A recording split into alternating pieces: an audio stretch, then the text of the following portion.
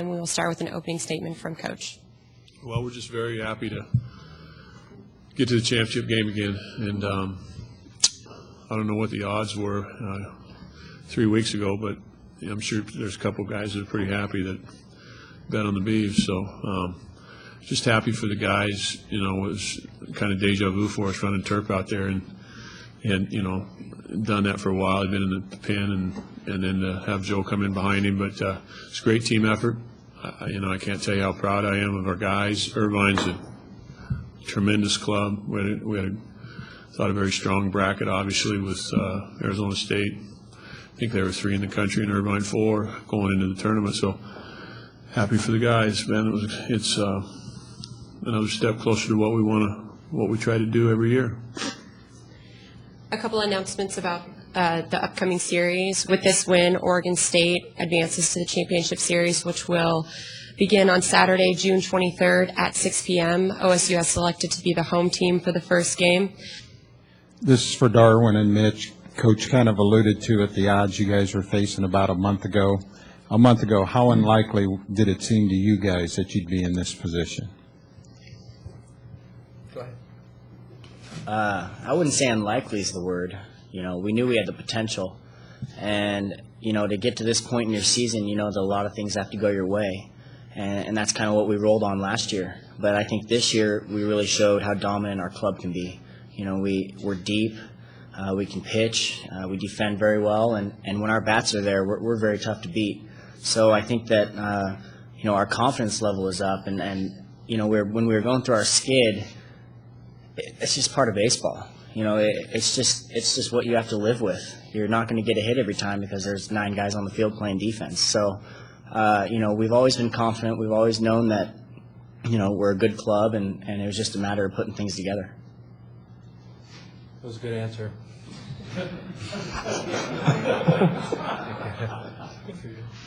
Now you can try one, Mitch. I read 6 for 36 coming into this game. How did you feel you were hitting, and how did you feel about things right now? I don't know. I've gone through periods of times where I haven't hit the ball.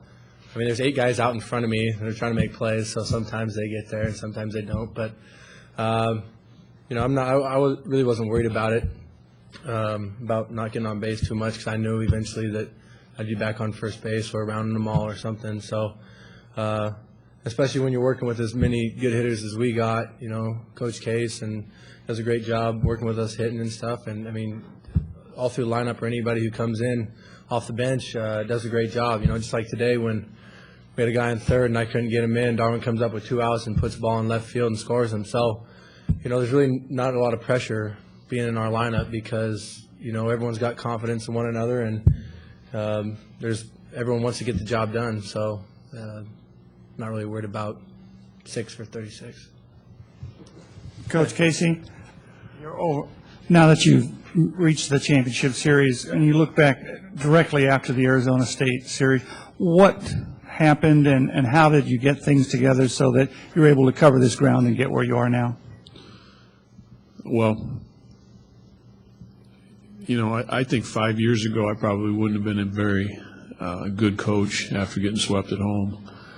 But I think it's like anything else. If you want to get good at something, you work at it. And I think that the one thing that I tried to do with the guys is make sure that they knew that I trusted them. And I know a lot of people were asking me, what are you going to do different? How are you going to change things? And I honestly came to the yard saying, we're going to get this thing turned around. And I was unhappy. I didn't sleep. I didn't eat. But I was able to make sure that they understood that I felt confident that we were going to turn the thing around and that we would, and that I trusted them. And Mitch and Little D talk about this all the time. It's so much easier to do something and be successful at something if you've got somebody else that you know's got your back and that you trust, and that, you know, like Mitch just said, hey, it was 6 for 36, but, you know, somebody picked me up, D picked me up, or somebody got on, and so I just think that the players, I feel like that they thought our staff trusted them, and we did want to get. I mean, we wanted to get better. When they came to practice, they worked and they were getting after it with some intensity. But what we also knew, and I think it helps when you get to go to the College World Series and you got a little you got a little street cred, we're just not going out and getting our head knocked off and here we go again deal. So, the players stayed with it, man. They stayed with it. So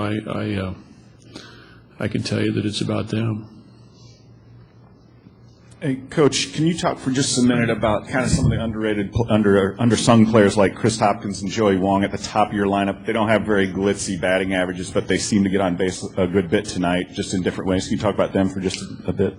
Well, Hoppy's a guy that's a first-year guy, and, I think if he gets stronger, he's really going to be a good player, but we've only had him for, a half a year, so I'm really happy with his maturity. Every time during the year he would go out, it would, for the first 20 games, I'd have to sit there and say, no, Hop, we've got 3 more at-bats. Don't think about yourself. Think about your teammate, because he's, a guy that, the little failure is hard for him. Joey's a guy that just, got a great feel for the game and knows what to do, and he was so overmatched at the beginning of the year. I think he was actually – had some phenomenal batting average after about 30 at-bats, and then guys go, okay, he can't hit this pitch, and it went all the way to 220, and, freshman guy. But he was so good defensively that we couldn't make the change there. And we did take the pressure off him a little bit and run J.O. out there at second a couple games against left-handed pitching. But I think Darwin's got a lot to do with, his confidence level because he plays it out there with him, and he makes it so easy for him because they get a great feel for the game. And so I would say that you're right. Those 2 guys have really turned it on for us. And it started at UCLA when Hoppy bounced a couple of balls up the middle and felt good about himself. And Joey can, I put Joey in some situations sometimes that I feel like, we squeezed with him with the bases loaded. I've never squeezed with the bases loaded in my life. And we did that against Michigan. And I got to really have some confidence in a guy to do that. So, they're good. Both guys are starting to really get a good feel what they have to do to set the table. Daniel, it's been a while since you've been on the mound. How did you feel tonight? And Pat, if you could comment on him after that. I felt good. It's not any different than the regionals or anything like that. I didn't feel like I had too big of a rest. I didn't need to throw in the super regionals, and I was ready to come in relief or start or whatever they needed me this week. He needed to pitch good today because I heard he went fishing this morning. So I was going to go, that's why you don't go out in the sun all day, son. When you've got a big game, you got to, like your dad does to you. You're wore out, you're drained, you didn't do good. So he was pretty good. Did you go fishing this morning? Yes, I did. Tarp. I got no control over these guys. He pitched well, Kerry. He was. I really thought that he threw some off-speed pitches with twice a full count. He threw a change and a slider, and I think frustrated him. Most of the evening with being able to change sizes of the plate. And I heard he was 92 to 94, and the 3 walks we could do without. But it was outstanding performance by him, just tremendous. Daniel, I don't know if you realize, but you've now pitched in front of the 2 largest crowds in College World Series history. Do you relish being a big game pitcher? It's exciting going out there in front of 29,921 people. It's something that I think I like to thrive on it. Just seeing all those people out there watching you, expecting you, national champion, to play like a national champion. It's a lot of fun. He's in Yamhill County. I don't think there's 29,000 people in Yamhill County. Is there? In McMinnville, I don't know about Newburgh. Newburgh's a pretty good town. Darwin, could you contrast the feeling of this year, 3 straight to make it to the championship, as to last year's battle coming out of the losers bracket? God, it's like night and day. Last year was such a battle every day. You pack up your bags, go to the ballpark, and you don't know if you're coming home or not. And then you go to sleep, and you get as little sleep as possible because you're worrying about tomorrow. But right now we felt very confident.